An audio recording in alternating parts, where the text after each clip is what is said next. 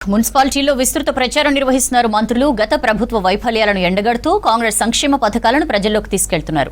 మున్సిపాలిటీలో కాంగ్రెస్ గెలిస్తే మరింత అభివృద్ధి సాధ్యమని చెప్తున్నారు. బీఆర్ఎస్ బీజేపీలకు తగిన బుద్ధి చెప్పాలని ప్రజలకు సూచిస్తున్నారు మంత్రులు.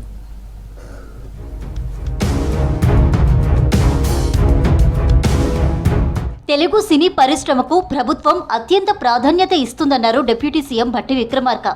దేశవ్యాప్తంగా ఫిలిం ఇండస్ట్రీకి హైదరాబాద్ను కేంద్రంగా చేయాలన్న ఆలోచనతో ప్రజాప్రభుత్వం పనిచేస్తుందని చెప్పారు. గద్దర్ సినిమా అవార్డుల జ్యూరీ సభ్యుల సమావేశం జరిగింది. అన్ని భాషల ఇండస్ట్రీలకు హైదరాబాద్ కేంద్రంగా మారబోతోందని అన్నారు. ఇందుకు సంబంధించిన బ్లూ ప్రింట్ ప్రభుత్వం తయారు చేస్తోందని తెలిపారు భట్టి. ఈ ఏడాది కూడా గద్దర్ అవార్డులు ఘనంగా అందిస్తామని చెప్పారు.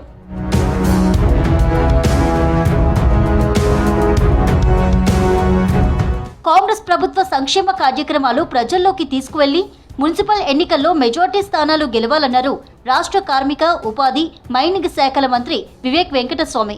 మున్సిపల్ ఎన్నికల ప్రచారంలో భాగంగా మెదక్లో ముమ్మర ప్రచారాన్ని చేశారు మంత్రి. కాంగ్రెస్ అభ్యర్థులతో భేటీ అయ్యారు. ఎన్నికలలో విజయంపై అభ్యర్థులకు దిశానిర్దేశం చేశారు మంత్రి వివేక్. ఆ తర్వాత వార్డుల్లో తిరిగి ప్రచారం చేశారు.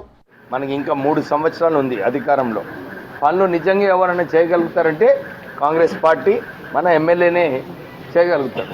కాంగ్రెస్ ప్రభుత్వం వచ్చిన తర్వాత ప్రజాపాలన అని చెప్పి గ్యారంటీ కార్డు ఇంప్లిమెంట్ చేయడం జరిగింది. ఎవరు కూడా ఊహించలేదు.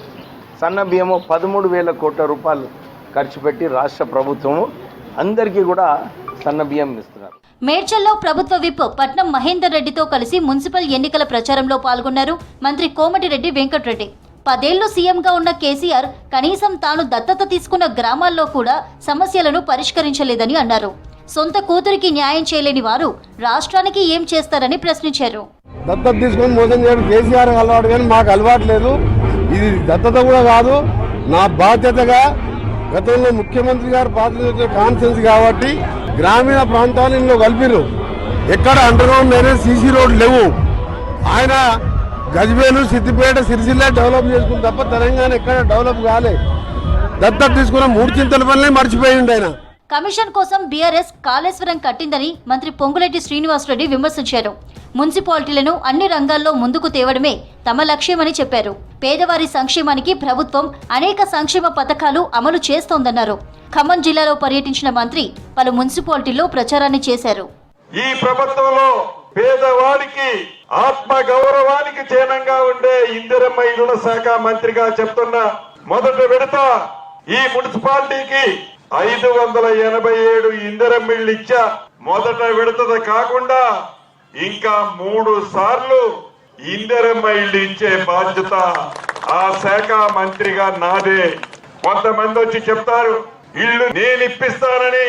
అటువంటి కల్లబల్లి మాటలు నమ్మొద్దు. మున్సిపల్ ఎన్నికలు పూర్తయ్యే వరకు మంత్రులు జిల్లాల్లోనే ఉండాలని ముఖ్యమంత్రి ఆదేశించడంతో మంత్రులంతా మున్సిపల్ ఎన్నికల ప్రచారాన్ని జోరుగా నిర్వహిస్తున్నారు. 90% మున్సిపాలిటీలను కాంగ్రెస్ కైవసం చేసుకునేలా ప్లాన్ చేస్తున్నారు.